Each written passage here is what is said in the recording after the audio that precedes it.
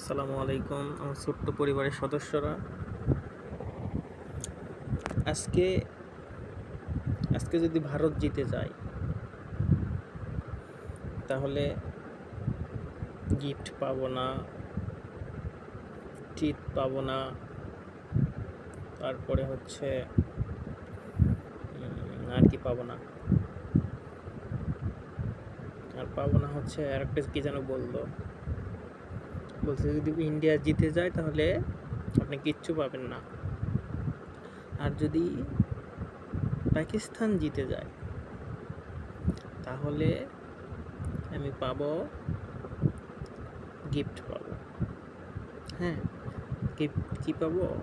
আমাকে shirt pant কিনে দিবে বলছে, আর খাওয়াবে, ঘুরে নিয়ে বেড়াবে। হ্যাঁ, সব কিছু তারই টাকা, তারই সব। আর এটা যখনই হবে, মানে তখনই হবে যখন পাকিস্তান জিতে যাবে তখন। তো দেখা যাক, খেলা তো চলতেছে, শেষ মুহূর্ত কে জিতে।